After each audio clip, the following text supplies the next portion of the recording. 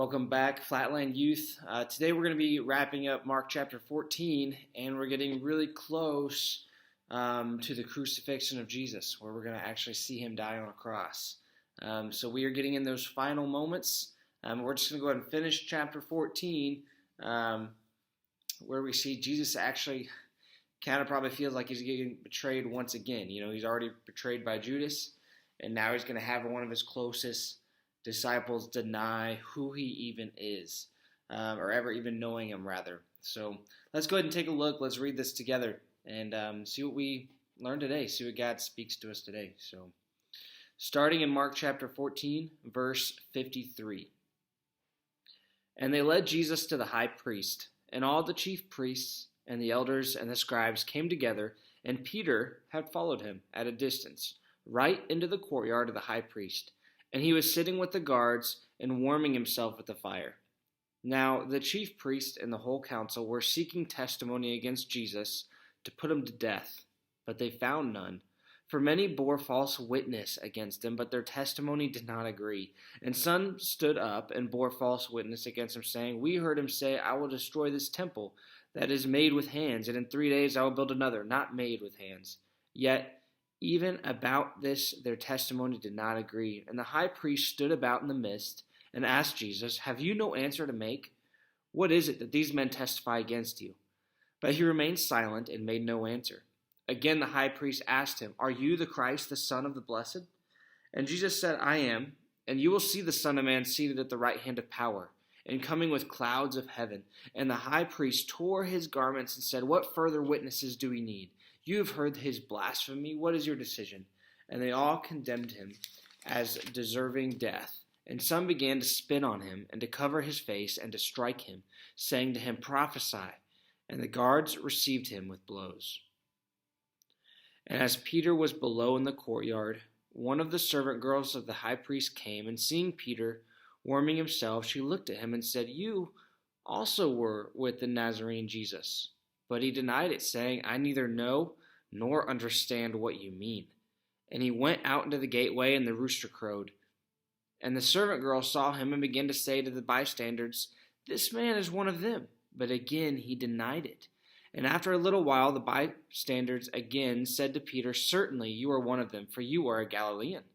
But he began to invoke a curse on himself and to swear, I do not know this man of whom you speak. And immediately the rooster crowed a second time. And Peter remembered Jesus had said to him, Before the rooster crows twice, you will deny me 3 times. And he broke down and wept. So I see when I'm reading this passage, it's kind of broken up into 2 spots, or 2 portions, right? So the first one is Jesus going before this council. And we see that these people are coming up and they want to kill him. You know, they've got him and they want to kill him. They want to get rid of this Jesus, and they're trying to present like a case, you could say, so that they would have the right to kill him.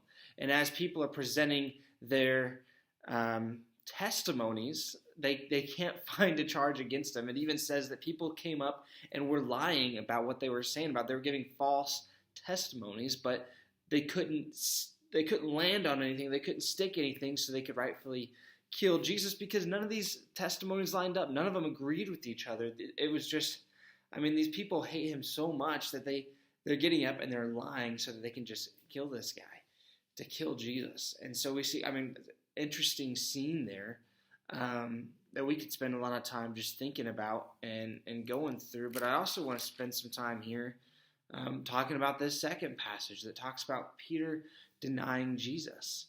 And I think that is really hard to see, because Peter spent a lot of intimate, close time with Jesus, just in prayer and in life and doing ministry together. You know, Peter had seen Jesus perform miracles, raise people from the dead, walk on water. He had seen him do all these things. And now he's seeing Jesus being taken away. And just a couple passages ago, it said, you know, Jesus, I'll never deny you. And he was just so strong and just filled with this, just, I guess you could say, power, filled with this emotion that he would never betray Jesus. But here we see Peter denying him. I mean, twice. And I think it was just to a servant girl. It wasn't even to like a big bodyguard or anything. It was a servant girl. And, I sit back and I look at that, and there's a couple things I ask myself, and there's a couple things I'm going to ask you guys just in your devotion time as we read a passage like this. The first thing I want you to spend some time thinking about is, why do you think Peter denied who Jesus was? Because it wasn't just who he was. He acted like he didn't understand what this girl was talking about. So why would why would Peter deny who Jesus is and who he was? After you've spent some time thinking about that, then I want you to spend some time and ask yourself, have I been denying Jesus? Are there things that I'm doing where I'm denying him and I'm saying that I don't know who he is? Whether it's the way that I'm living or the way that I'm speaking, just spend some time thinking about that and seeing if you're denying who he is. So spend some time doing that today and just thinking through those passages, and then just spend some time in prayer. Just pray to God and ask him that you wouldn't deny him. Think about what the consequences are if you were to deny Jesus. Maybe spend some time thinking about that. Like, what is the effect of me choosing to deny him? So those three things. Ask yourself, why do I think Peter denied Jesus? Ask yourself then again, do I deny Jesus at times?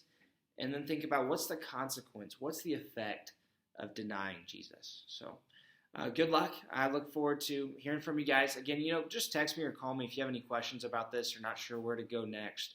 I really do enjoy those conversations and when you guys reach out. So thanks for watching, and we'll see you in the next video. We've only got 2 left. So hang in there. We're actually almost done with the whole book of Mark. You guys can do this. So, all right, we'll see you next time.